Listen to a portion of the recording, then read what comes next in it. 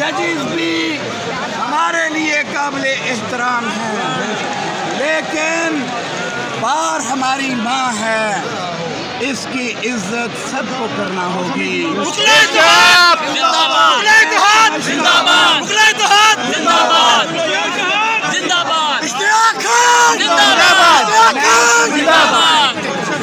मैं समझता हूँ कि जो इस बार ने मैंडेट इस नाचीज़ को दिया है, मैं सबसे पहले अपने रब्बे करीम का शुक्र अदा करता हूँ।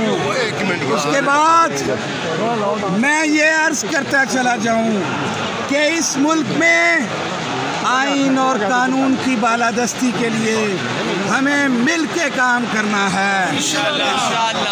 मैं आपको एक बात वाज़े करना चाहता हूँ कि जो बार का किरदार रहा है एक नाक़िद के तौर पे, इंशाअल्लाह उल अज़ीज़ बार किसी की झोली में नहीं पड़ेगी। इंशाअल्लाह बार का किरदार हमेशा मुस्बत तनकीद पे रहा है।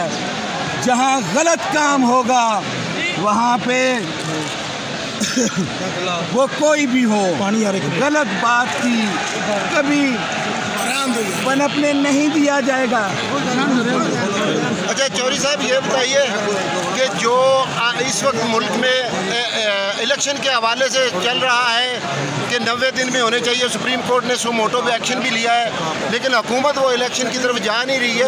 बतौर सदर लाहौर हाई कोर्ट बार आपका इसमें क्या रोल होगा? एहतराम आइन से बालातर कोई नहीं हो। बेशक बेशक आइन के अंदर जो मुद्दत मुतय्यन है उसके मुताबिक ही इलेक्शंस होने चाहिए इंशाअल्लाह। मैंने यही अर्ज़ किया कि कोई आइन से मावरा नहीं है। बेशक आइन और कानून की बालादस्ती दर हकीकत हम सब का मैंडेट है। मैं शुक्रगुजार हूँ यहाँ पे लतीफ़ खान खोसा साहब का, मैं शुक्रगुजार हूँ यहाँ पे प्रोफेशनल ग्रुप की सारी लीडरशिप का, मैं शुक्रगुजार हूँ ILF के चेयरमैन शादाब हुसैन जाफरी साहब का, मैं शुक्रगुजार हूँ ILN के नौमान अतीक साहब का।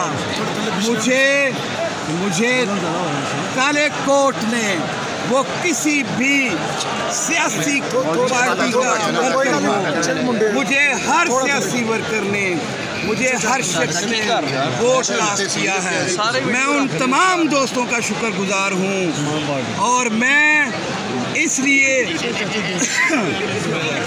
अपने उन तमाम मेंबरान पंजाब बार कौंसिल का, सरगोधा से कदीर जालिब साहब का और